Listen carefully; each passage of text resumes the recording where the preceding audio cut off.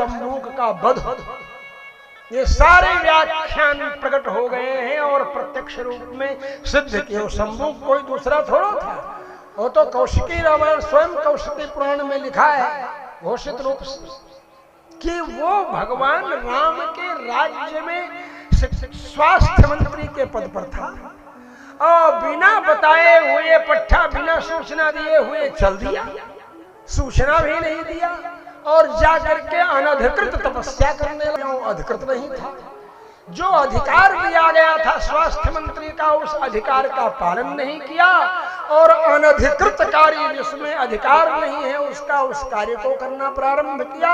और अंत में भगवान राम जब पहुंचे, एक ब्राह्मण का लड़का मर गया, क्षत्रिय का लड़का मर गया, वैश्य का लड़का मर गया, शूद्र का लड़का मर गया, आगे चले तो एक तेली का लड़का मरा। ये 5-5 कितने अपने अपने मरे हुए लड़कों को लेकर भगवान राम के सामने, भगवान राम ने कहा मैं करता हूँ, चिंता मत करो, चिंता मत करो। और पुष्पक विमान से भ्रमण करते हुए जब शंभूक के पास पहुंचे तो पैर लटका करके ऊपर नीचे सिर करके ऊपर से पैर के ही बल पर डाली में टंगा हुआ था और नीचे धुआं जला रखा था और धुआं जो है उसके मुंह में जा रहा था, नाक में जा रहा था, ऐसे तप कर रहा था, कठिन कष्ट सह रहा था। भगवान श्री राम ने कहा कि तुम कौन, तुम्हारा क्या नाम, किस लिए तपस्या कर रहे हो? बोले मैं सशरीर स्वर्ग जाने के लिए, इसी शरीर से स्वर्ग जाने की तपस्या कर रहा हूं। बोले इस मृत्युलोक में सशरीर स्वर्ग जाने की व्यवस्था थी, कैसे तुम तपस्या कर रहे हो? अनधिकृत तपस्या कर रहे हो, अनधिकृत तपस्या कर रहे हो। तुमको जो जिम्मेदारी दी गई थी कुछ? बोले हाँ प्रभु, मैं आपके राज्य में स्वास्थ्य मंत्री था, मैंने बिना सूचना दिए हुए वहां से प्रस्थान कर दिया, जिसके कारण वहां गंदगी फैल गई, परिणाम स्वरूप बहुत से लोग मर गए। बोले तो इतने लोगों की मृत्यु का कारण कौन है?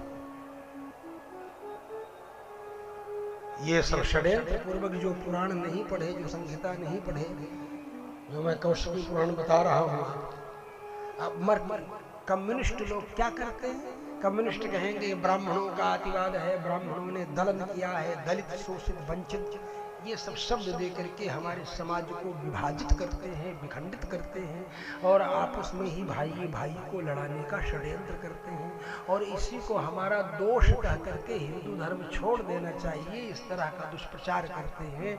उनको पूरे न शास्त्र मालूम है, न पुराण मालूम है, न संहिताएं मालूम है। वो इन बातों को नहीं जानते, नहीं समझते हैं कि हाँ एक ही नहीं, ब्राह्मण के ही बालक नहीं, क्षत्रिय, वैश्य, शूद्र, तेली, कितने बालकों को ले करके अपने अपने बालकों के मुर्दे को लेकर के लोग पहुंचे थे। भगवान ने जब शंभूक से कहा कि तुम ऐसा बोले, हमने अपराध किया है, मैं अधिकारी हूं, दंड भोगने का, दंड का पात्र हूं, बोले तुमको मृत्यु दंड दूंगा मैं। तो बोले मैं बिल्कुल मृत्यु दंड स्वीकार करूंगा, लेकिन मेरी इच्छा है, मैं पात्र हूं, मेरी इच्छा पूरी करना। आप राजा हैं, हमारे बाप हैं, आपका भी संकल्प है कि आप मेरी इच्छा पूरी करें। भगवान श्री राम ने कहा ठीक है, बताओ तुम्हारी क्या इच्छा है?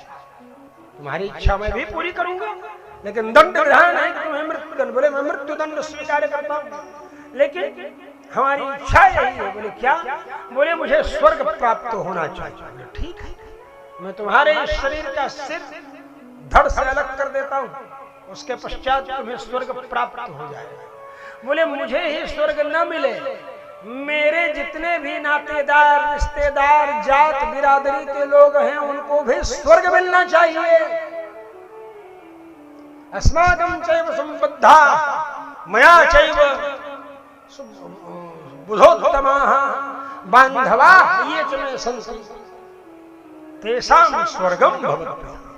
हमारे जो बांधव हैं उनका भी स्वर्ग हो जाए। भगवान श्री राम ने कहा तो ठीक,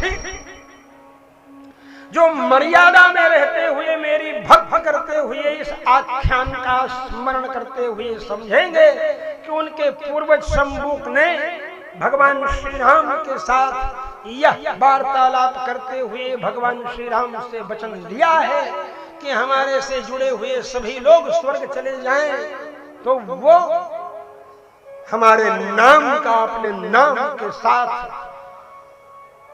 संबंध रख करके हमारा नाम अपने नाम के साथ जोड़ करके रखेंगे तो उनका भी स्वर्ग हो जाएगा।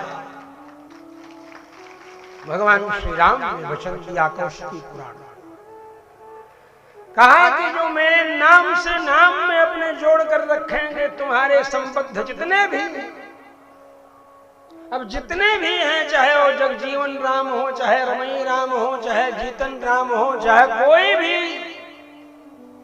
राम जी के नाम से संबंध रखने में, राम जी के नाम से जो संबंध, राम जी का नाम जुड़ा रहता है, समझ रहे हो, उनको स्वर्ग मिलना ही मिलना, क्योंकि वो अपने बच्चे को भी राम करके के बुलाएंगे, उसके नाम में भी राम रखे, केशव राम, माधव राम, राघव राम, शालिग्राम शालग्राम तो अलग ही शब्द है। तो ये सब शास्त्र में लिखी हुई बातें। अब आप बताओ, यहाँ पर कहाँ अन्याय हुआ संबोध के साथ, कहाँ अत्याचार हुआ संबोध के साथ? यहाँ तो ऐसा अत्याचार नहीं हुआ। तुम पूरी घटना पढ़ो। बाली को बहेलिए की तरह छक्कर मार दिया, राम जी के चरित्र पर आक्षेप लगाते हैं। राम जी ने जब कहा है, बाली से बातचीत किया है और संवाद हुआ है, वो सर्ग आप पढ़िए वाल्मीकि रामायण में, तो कहूंगा मैं पूरे दिन में वाल्मीकि रामायण पूरी सुना तो पाऊंगा नहीं।